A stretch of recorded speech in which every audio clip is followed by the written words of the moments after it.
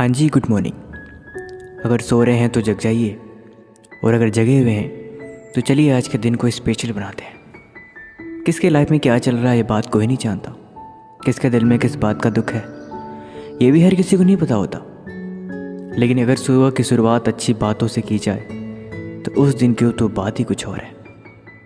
किसकी कौन सी बात तो आपको ज़िंदगी बदल के रख दी ये भी तो हर कोई नहीं जानता ना। लेकिन ज़िंदगी में अगर कोई इंसान हर हालात के साथ अपने आप को हिम्मती बना के रखता है और उसे हिम्मत लड़ने की सलाह देता है तो इंसान अपने आप में ही बेस्ट है। आज की शुरुआत बहुत स्पेशल होने वाली है क्योंकि आज की कहानी इतनी इमोशनल और एक इतनी गहरी डीप मैसेज देने वाली है कि ये कहानी आपकी ज़िंदगी में एक लाइफ चेंजिंग मैसेज ज़रूर देगी और जो आपको हर मोड़ पे ज़िंदगी भर उम्मीद है ज़रूर याद रहेगा। एक लड़का था जो अपने वाइफ के साथ रहता था अपने घर में, और साथ में उसका पिता भी रहते थे, मतलब लड़की का ससुर। अक्सर वो अपने पापा से खाना खाते टाइम बहुत सारी बातें किया करता और उसकी बीवी उसे खाना बना के दे दी थी। घर में सब ठीक चल रहा था स्टार्टिंग में। कुछ वक्त बीता तो जैसे जैसे चीज़ें बढ़ी, जैसे जैसे वक्त बीता, उसकी बीवी को उसके पिता का रहना नापसंद आने लगा। बिल्कुल वो शिकायत करने लगी कि पापा बेमतलब के यहाँ बैठे रहते हैं, मुझे इनके खर्चे उठाए नहीं जाते, स्पेशली इनका काम और इनकी जो भी चीज़ें हैं, तो प्लीज़ इन्हें तुम अनाथ आश्रम ले जाके छोड़ो, वहाँ रहेंगे, खुश रहेंगे। यहाँ पे मुझे काम नहीं किया जाता, मैं इनकी और सेवा नहीं कर सकती। लड़का डांटता है कि क्या कर रही हो तुम, वो मेरे पापा हैं, उन्होंने मुझे पाला पोसा बड़ा किया, मुझे काबिल बनाया, और तुम कह रही हो कि मैं उनके खर्चे नहीं उठा सकती, मैं उनकी सेवा नहीं कर सकती। क्या बदतमीज़ी है। वो चुप हो जाती है उस दिन, लेकिन आखिर किसी के मन में जगी आग को कोई कब तक बुझा सकता है। एक न एक दिन इंसान उस चीज़ को करवा के ही मानता है। वो हर बात पे इसी बात का तोड़ देती है कि प्लीज़ अपने पापा को अनाथ आश्रम छोड़ाओ, मुझे नहीं होता उनका काम, मैं नहीं कर सकती और थक गई हूँ मैं। कहते कहते इग्नोर करते करते हुए बेचारा एक दिन उब जाता है और पापा को ले जाके अनाथ आश्रम में छोड़ आता है। फिर ये समय तो चलता ही रहता है। वक्त कुछ गुजरते हैं तो दिवाली का त्यौहार आने वाला होता है। वो कहता है कि क्यों ना मैं, दिवाली आने वाली है, पापा को घर लेके आऊँ और दिवाली त्यौहार बीतने के बाद मैं उन्हें वापस छोड़ आऊँगा। उसकी बेबी बोलती है नहीं, कोई ज़रूरत नहीं है, कोई ज़रूरत नहीं है तुम्हें उन्हें वापस लाने की, और कोई ज़रूरत नहीं है कि मैं फिर से उनका काम करूँ, मेरी बस की बात नहीं है। वो जहाँ हैं खुश हैं, उन्हें वहीं रहने दो। तुम्हारे सामने हाथ जोड़ती हूँ, यहाँ लाने की गलती भी ना करना, नहीं तो मुझसे बुरा कोई नहीं होगा। वो भी बेचारा मायूस हो जाता है। वो चाहता है कि करे लेकिन वो नहीं कर सकता। फिर भी सोचता है चलो पापा को ला नहीं सकता तो क्या हुआ, कम से कम वृद्धाश्रम जाके उन्हें देख तो लूँ कि वो कैसे हैं, क्या कर रहे हैं, ठीक है नहीं है। मन में उम्मीदें ले जाते हुए वो चला जाता है। जाके जब देखता है तो पापा ठीक होते हैं, हंस रहे होते हैं। जो हाँ वृद्धाश्रम का मैनेजर होता है उसके साथ बैठ के बहुत सारी बातें कर रहे हैं, हंस रहे हैं, सब ठीक है।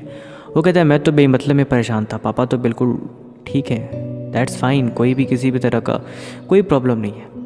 वो वापस आता है तो रास्ते में सोचता है क्यों ना मैं पूछूं कि इसके पीछे का राज क्या है। मैनेजर को बुलाता है और कहता है कि सर आप तो ऐसे पापा से मेरे घुल मिल गए हैं जैसे कि उनके वर्षों से जानते हो, ऐसी क्या बात है। मैनेजर ने फिर जो भी बोला वो सुन के आपका दिल दहल जाएगा। मैनेजर कहता है कि हाँ मैं इन्हें काफ़ी सालों से जानता हूँ, मैं इन्हें तब से जानता हूँ कि जब ये अपनी वाइफ के साथ इसी वृद्धाश्रम आए थे और तुम्हें गोद ले गए थे यहाँ से। तुम इन्हें बहुत प्यारे लगे थे, तुम्हारा कोई नहीं था तो तुम्हारे पापा ने तुम्हें गोद लिया था और वो लेके गए थे घर, तुम्हें पाला पोसा बड़ा किया। मैं तब से इन्हें जानता हूँ और इसी पे हर रोज़ बातें होती हैं। इतना सुनते ही लड़के की आंखों में पानी आ जाता है। वो जाके पापा के पैरों पे गिर पड़ता है, उनसे माफ़ी मांगता है, उनसे गले लगाता है, कहता है पापा प्लीज़ मुझे माफ़ कर दो, चलो मेरे साथ। लेकिन पापा नहीं चाहते। कहते हैं जब गलती का एहसास होने के बाद गलती सुधारी जाए तो समझ आती है, लेकिन जो काम ज़बरदस्ती से हो उस काम को करने का और वहाँ पे साथ रहने का कोई मतलब नहीं होता ज़िंदगी में। जहाँ इज्जत रिस्पेक्ट के साथ, एक आदर सम्मान और एक सेल्फ रिस्पेक्ट के साथ इंसान जहाँ रहता है, वहाँ पे जो सुकून है और जहाँ पे एक इंसान जो ज़बरदस्ती रह रहा है, दोनों में बहुत फ़र्क होता है बेटा। तुम जाओ अपनी ज़िंदगी में खुश रहो। मैंने तुम्हें अपनी हैसियत के हिसाब से तुम्हें काबिल बनाया, तुम अपने पैरों पे खड़े हो, मुझे इस बात का घमंड है, मुझे इस बात का गर्व भी है। लेकिन मैं अब ठीक हूँ। तुम्हारी माँ के जाने के बाद मुझे उम्मीद थी कि तुम मेरे सहारे बनोगे, लेकिन ज़िंदगी में हमेशा उम्मीदें वैसी नहीं होती जैसा कि हम सोचते हैं। वक्त और हालात के साथ कब कौन कहाँ साथ छोड़े जिससे आप उम्मीद लगा के बैठे हो, ये तो परमात्मा भी नहीं जानते। तुम छोड़ दो बेटा।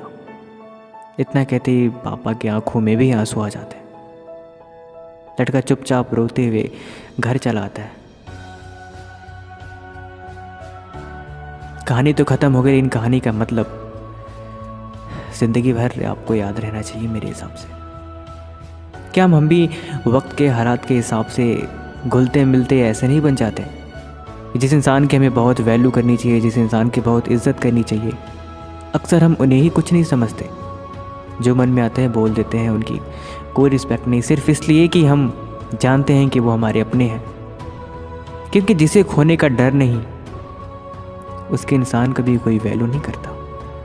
जो आपका अपना है, इंसान कभी उसकी वैल्यू नहीं करता। जहाँ पे खोने का डर हो, जहाँ पे वो चीज़ हो कि या वो आपके साथ नहीं रहने वाला, तो फिर इंसान उसकी कीमत करोड़ों में अपने दिल में बिठा के रखता है। और अक्सर होता भी यही है।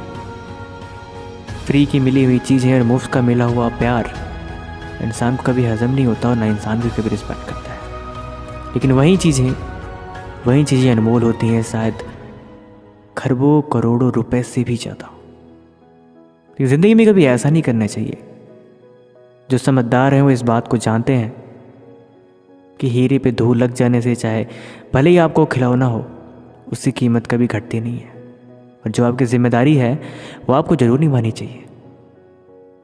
बाकी आपने इस कहानी से क्या सीखा हमें कमेंट बॉक्स में ज़रूर लिखें। और ये कहानी आपको कैसी लगी ये भी लिखना ना भूलें। तब तक मिलते हैं आपसे अगले दिन सुबह के 8 बजे। Thank you so much. Have a nice day.